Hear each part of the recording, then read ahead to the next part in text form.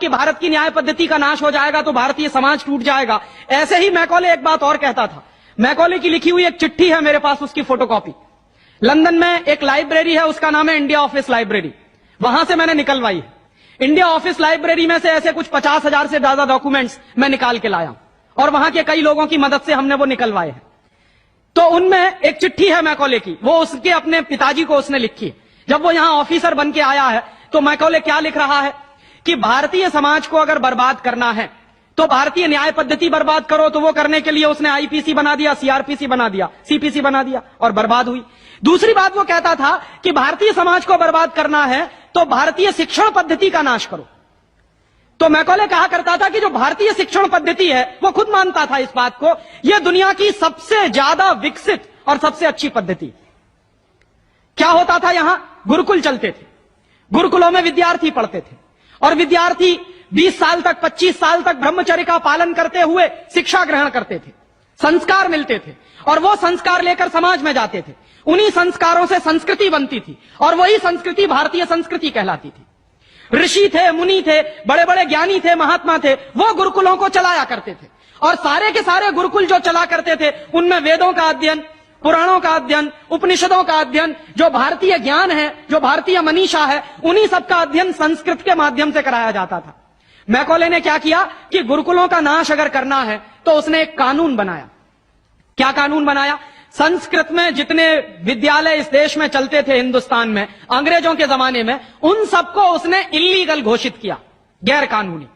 और उसने प्रतिबंध लगा दिया कि संस्कृत भाषा के माध्यम से कोई भी गुरुकुल चलेगा उसको अंग्रेजी सरकार मान्यता नहीं देगी।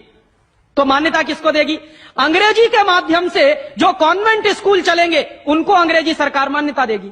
और उसके लिए बाकायदा उसने कानून बनाया। उस कानून का नाम है इंडियन एजुकेशन एक्ट। और यह इंडियन एजुकेशन एक्ट लागू हुआ 1858 में, आज से लगभग 140 साल पहले।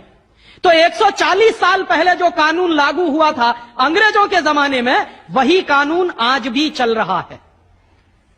उस कानून के आधार पर मैकॉले ने क्या किया? संस्कृत के माध्यम से चलने वाले गुरुकुलों को बर्बाद कर दिया, कानून बना के उनको बंद करा दिया। जो उनमें अध्यापक होते थे, गुरु होते थे, उनको मार पीट कर अंग्रेजी सरकार जेल में बंद करती थी। जो विद्यार्थी अध्ययन के लिए जाते थे उनको रोक दिया जाता था, उनका अध्ययन ना होने पाए उसके लिए समस्याएं खड़ी की जाती थी। और दूसरी तरफ कॉन्वेंट स्कूल चालू कर दिए और उसमें अंग्रेजी के माध्यम से शिक्षण देना शुरू किया। एक दिन उसने अपने बाप को चिट्ठी लिखी और इस चिट्ठी में उसने ये लिखा कि मैंने हिंदुस्तान में एक ऐसी शिक्षण पद्धति पैदा कर दी है जिसमें अगर हिंदुस्तानी विद्यार्थी पढ़ेंगे तो पढ़कर निकलने के बाद वो शरीर से हिंदुस्तानी होंगे, दिमाग से सब अंग्रेज हो जाएंगे। वो देख रहे हैं, अभी देख रहे हैं। तो शरीर से हिंदुस्तानी और दिमाग से अंग्रेज।